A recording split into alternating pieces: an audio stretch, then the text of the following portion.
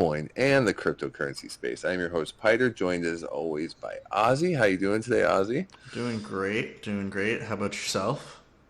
I'm hanging right in there. My son is coughing away in the background. If you hear, he's getting over a cold. But please do your own research. This is not financial advice.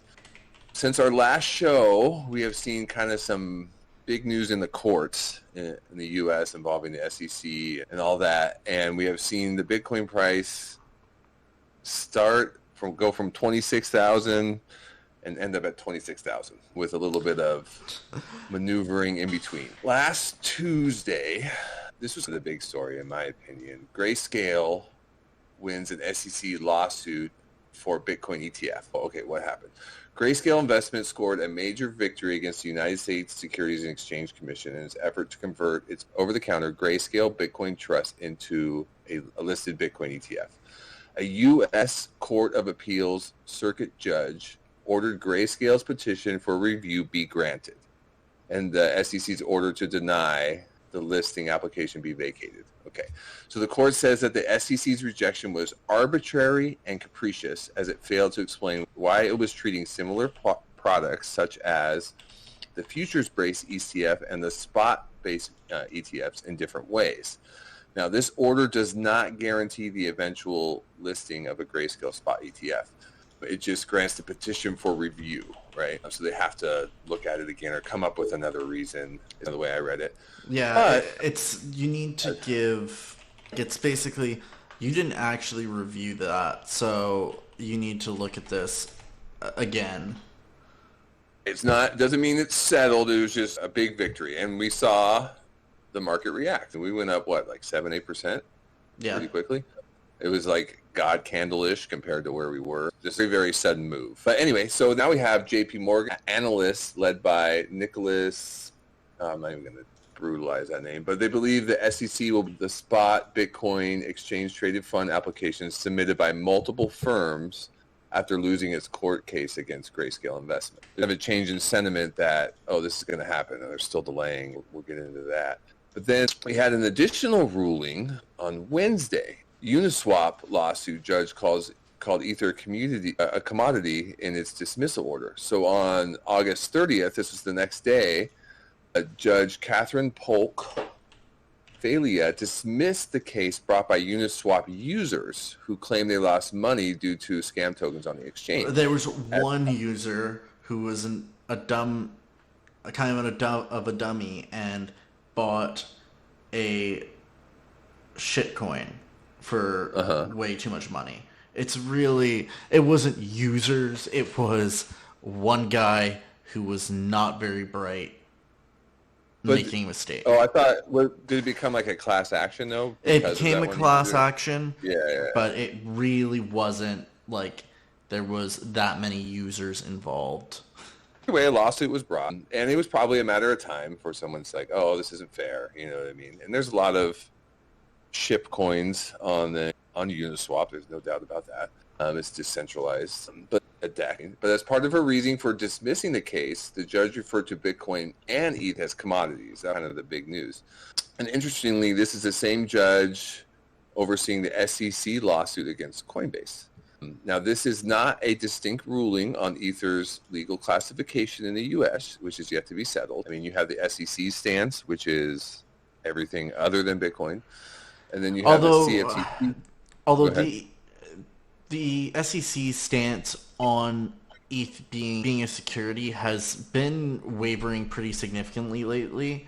They're definitely loosening up. That's for sure. So fair. It's just more like in the broad sense. We have comments from the SEC saying that. We have the CFTC saying something different, saying that ETH is a commodity, and then you have a slew of different bills creeping their way forward in Congress that could affect the legal classification. So this just doesn't settle it, is the point. It's another chip in the bucket or whatever, another drop in the bucket as to what may happen. Well, see, there's another really important thing that came out of this case. Those statements are important for sure, but the judge also compared pursuing Uniswap as pursuing the manufacture of a self-driving car for the actions of someone who used their self-driving car. Basically, a very, very significant distinction. Uniswap can't control who lists what on their platform, and therefore they can't be held responsible for the actions of those people. And that's a... Go sue the shipcoin, don't sue us. It's basically saying you can't sue Uniswap because it's not their responsibility. It's not their fault. This is really big. I mean, for Tornado Cash and any other decentralized platform who people potentially try to sue in the future, like there's a pretty big standing there basically telling them, hey, leave it alone. You can't. And will potentially and hopefully stop more frivolous lawsuits from people unwilling to take responsibility for their actions in the future. Well, that's part of the revolution of the blockchain is you are responsible for your own actions. You sign that transaction, that's on you. Exactly. You do your research and you're in charge of your own security of your own coin, and not your keys, not your coins. I mean, it all is tied together. There's a lot of opportunity, but there's a lot of risk. It just depends on what kind of risk you're willing to take, and what kind of learning you're willing to do to take that risk or to mitigate that risk. Yeah, exactly.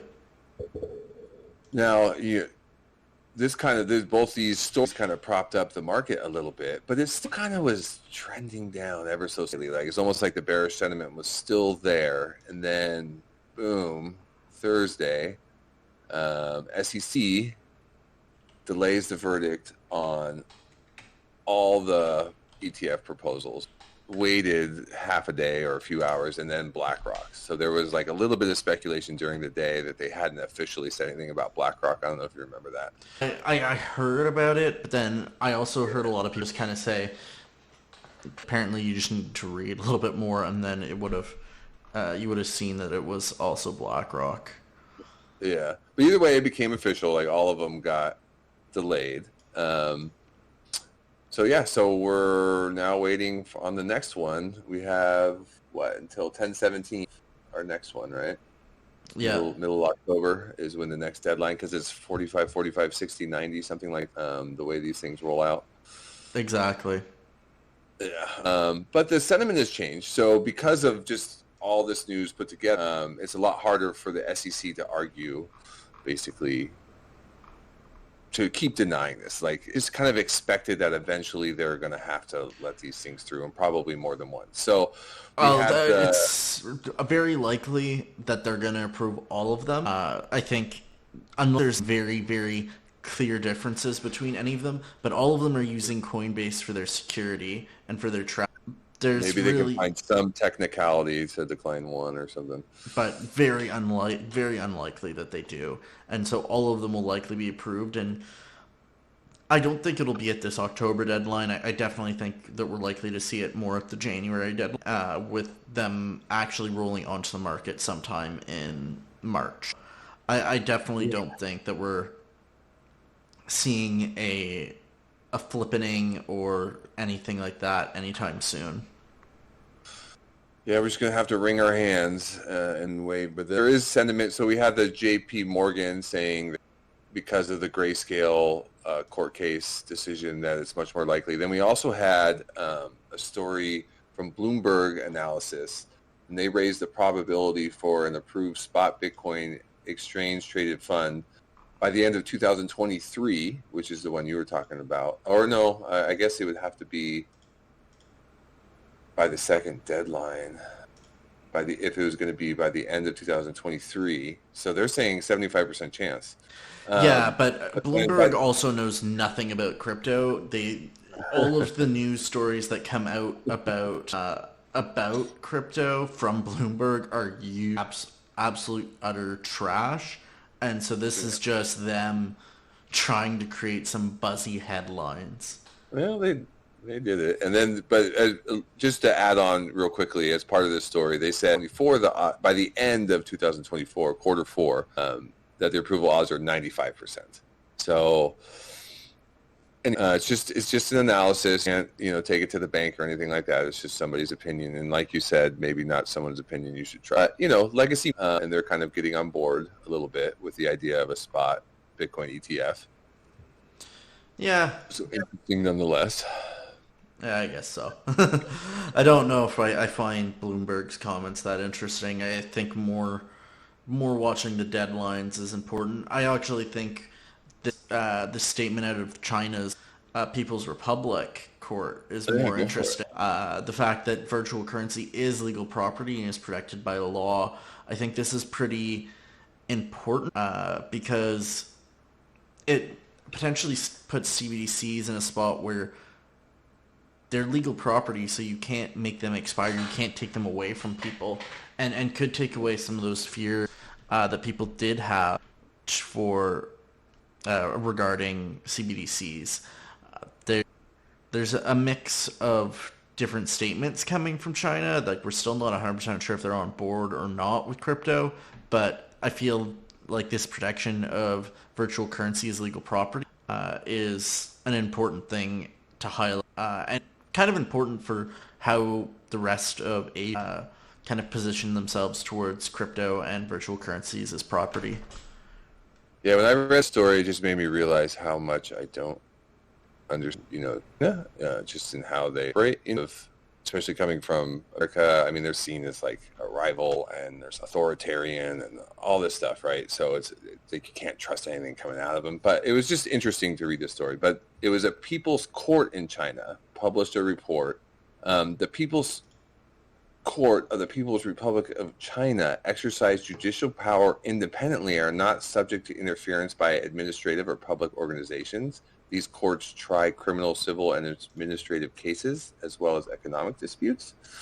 They published this report titled Identification of Property Attributes of Virtual Currency and Disposal of Property Involved in a Case, close quote, but basically acknowledged that virtual assets have economic attributes and can be classified as property and protected by law. And it was strange because the ruling legally recognizes a digital asset in a country where there is no legal way to obtain them.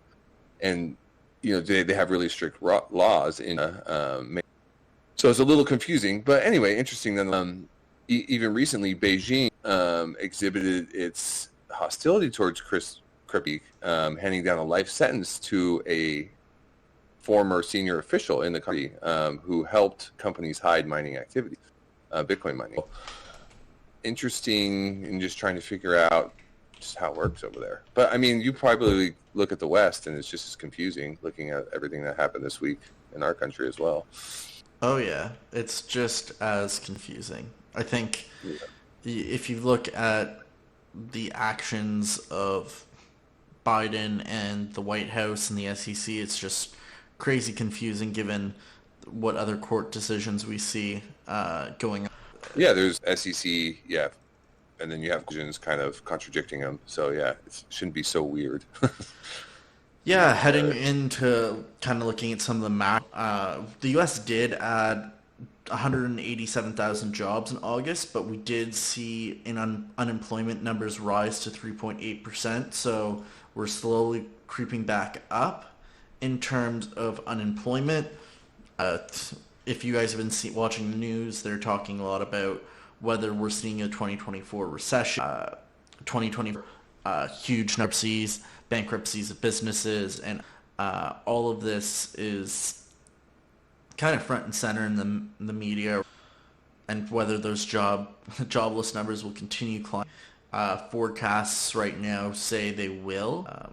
When looking right now, we're seeing kind of looking towards, what the next Fed meeting on September 20th. So a little less than a month from now. Yeah, almost a little over 2 weeks ago.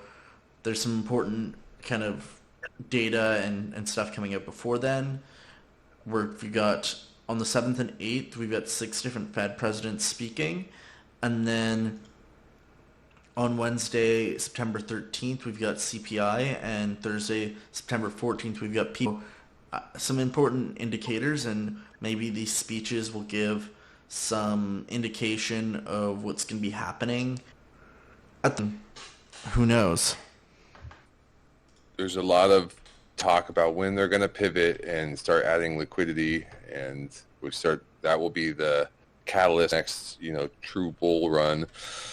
And some people are saying this spike or this increase with unemployment is a sign that we're finally starting to see some cracks, and they're not going to be able to keep raising rates at the very least. And there seems to be 93% right now saying they're not going to raise it, but no one's calling for a cut yet. So I think that's what everyone's waiting for, though.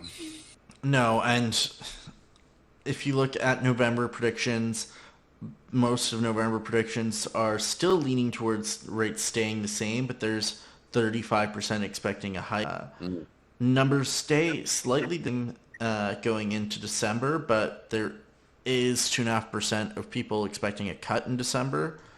And then as we get into January, it's interesting. Numbers for both a hike and a raise kind of increase. A hike and a cut. So, but with more and more people thinking March is where we'll see our potentially two. Those are. Well, it's kind of because of this interest rate hikes that were started by the Fed that put us in this historically long bear market for Bitcoin and the crypto. It's been the longest bear market, but part of it's because it started so early. Yeah, it's been a long bear market, but you know what? A long bear market means a bigger bull market, at least in my opinion. Yeah. And a longer opportunity to accumulate, although it seems like a lot of people have checkers, not a lot of retail investors. Despite the bearish sentiment, Bitcoin difficulty was, it's like self-adjusting rate of how hard it is to mine a block jumped 6% to a new peak. So the Bitcoin network fundamentals remain strong despite this continued bearish sentiment. Difficulty has hit new all-time highs with hash rate not far behind. Difficulty officially increased 6.17% on 8/22. This happens every 2 weeks. It gets readjusted based on the hash rate. So, and there's a similar story with the hash rate. It's not possible to calculate exactly, but depending on the source, but hash rate is already challenging existing all-time highs of over 400 exahash per second. So fundamentals still looking strong with Bitcoin. Yeah, Bitcoin, at least mining power and the interest of essentially big mining companies, that's for sure. It's just one way to kind of still good to see that kind of adoption happening. That being said, we've talked about BlackRock and ETFs. We've got BlackRock being a major shareholder in 4 or 5 of the biggest mining right now. So that's a pretty interesting kind of point, and it was, they've got a vested interest in seeing their own ETF approved, not just because of the ETF, but because of what that can mean for their mining investments. Yeah, it seems like when BlackRock comes into an industry, they're not waiting. So beyond their ETF, they're getting involved with mining and who knows what else. I mean, they're probably thinking on it like 3D chess compared to what I'm looking. But it was interesting reading this story. The majority of Bitcoin miners who are on average operating underwater for the past represent an opportunity for a larger company like BlackRock with easier access to capital who can survive and grow in these kind of challenging times. So I thought that was an interesting kind of way to look at it. So they're wading into and becoming the second largest shareholder in 4 out of the 5 biggest Bitcoin miners by market capitalization, at a time seems pretty advantageous for them. Absolutely.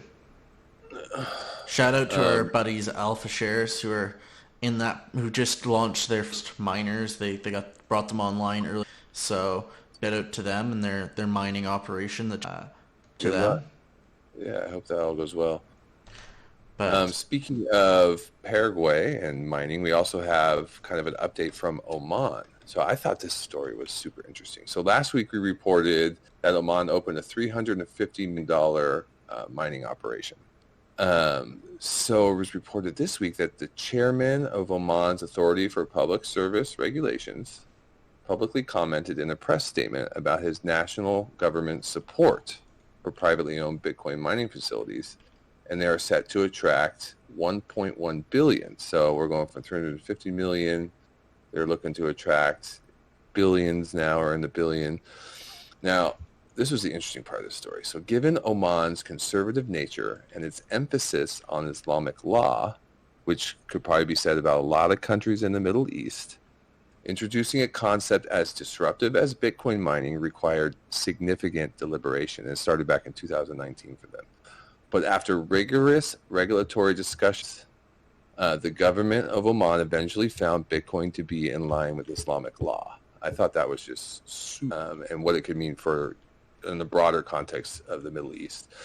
And then he went on to say that the initiative aligns with our goal to diversify our economy, basically away from oil, which is also a big commodity in the Middle East, and integrate modern technologies while upholding our commitment to ethical and sustainable practices.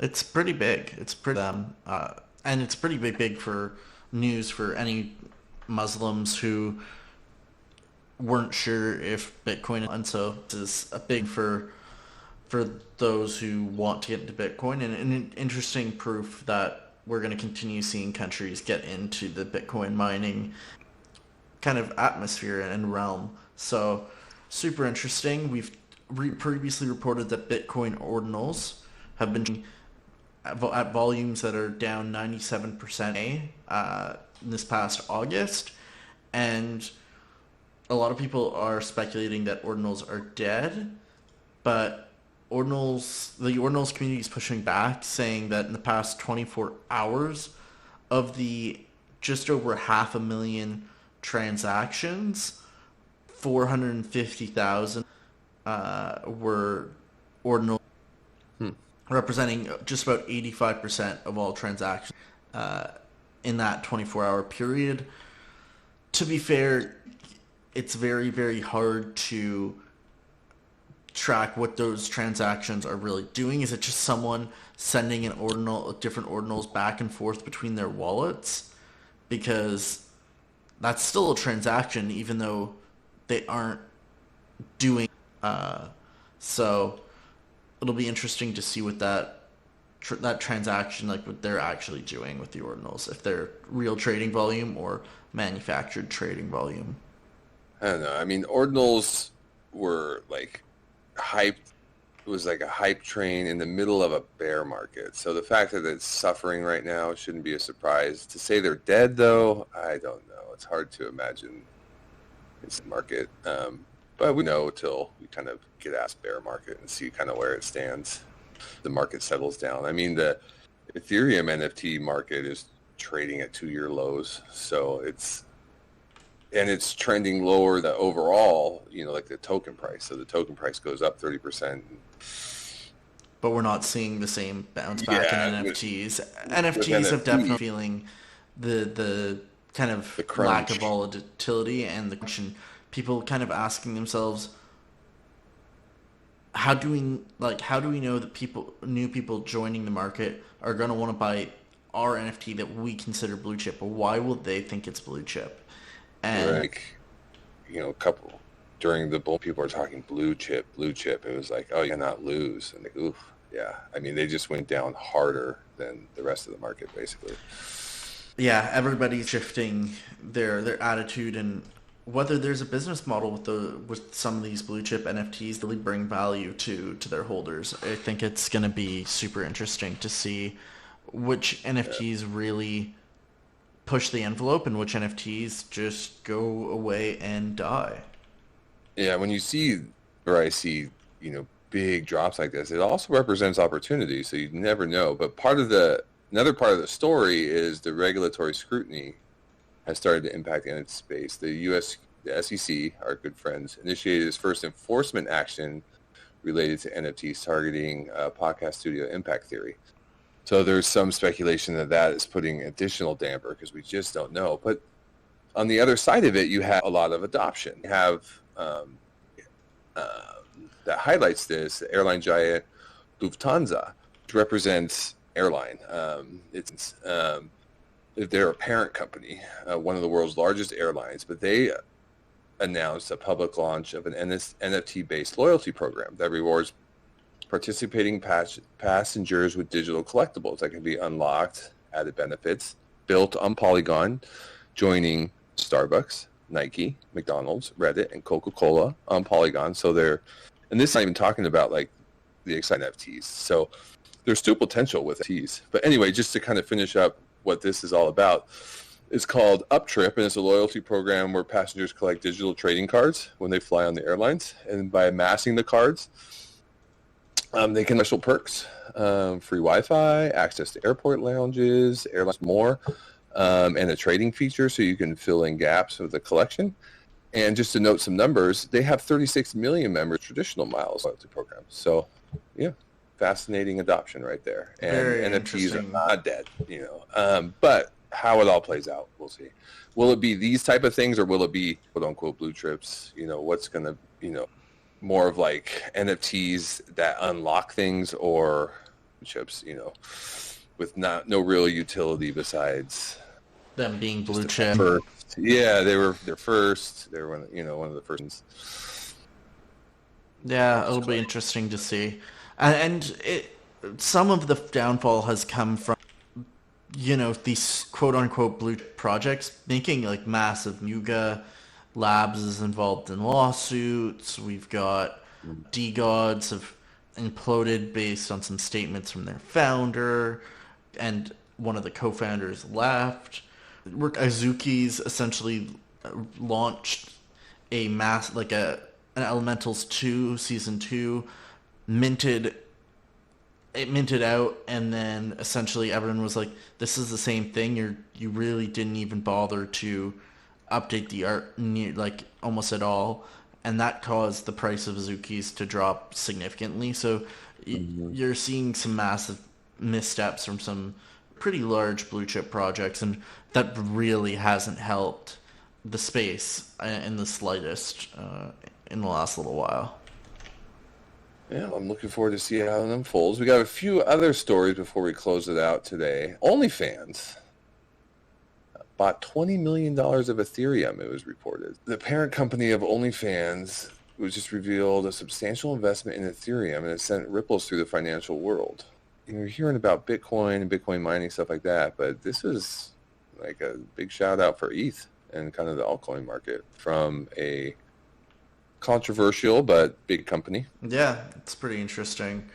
Strategic move, maybe. Yeah. And then we also have, I don't know if you've heard of this guy, Dave Portnoy from Barstool Sports. He's a loudmouth East Coast guy. Not afraid to speak his mind. But anyway, he started this company, Barstool Sports. He sold a majority of it to Penn Entertainment, and then it went sideways. Then he bought it back for $1. Now he's running it again. But anyway, this guy made news on Jack Mahler's Money Matters podcast. So Dave just bought the company back from Jay Snowden, who is CEO of Penn Entertainment, and he has this quote, like I said, I literally tried to convince Jay to do it, add Bitcoin to Barstool Sports balance sheet back in the day. It was then I couldn't. I could see us definitely having Bitcoin on the balance sheet in the future. It's not like officially we have Bitcoin on the balance sheet, but it's just this idea that this type of adoption is coming. And we have OnlyFans, of a controversial company, a little bit up-and-comer, brand new. So like newer companies, Dave Portnoy came out on YouTube, started this company in like this new content creator, influencer type, but now is big money. You know what I mean? These people are starting to look at cryptocurrency and Bitcoin and adding their balance sheet. So this is interesting. That's for sure. It's super interesting. And like the new wave of entrepreneurs is coming. Yeah, and their openness to Bitcoin is very apparent. So I think that's a good thing for Bitcoin going to the future. Yeah. And then the last story today, Shopify customers can now pay in USDC stablecoin via Solana Pay.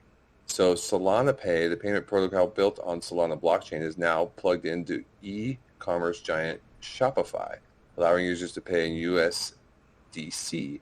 And so now you can use like your Phantom wallet to settle payment with merchants. Went live in early 2022, and besides Shopify, supported by Checkout.com, Circle, and Sitcon.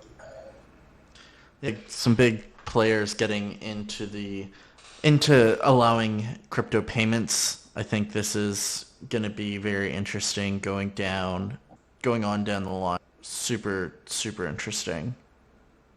All right, well, thanks for listening to Decentralized News. We post to YouTube first, so please consider subscribing to catch the videos as soon as they drop. Our goal is to provide unfiltered content that help foster genuine discussions to help this entire space grow. Please remember, this is not financial advice, and we are not financial advisors.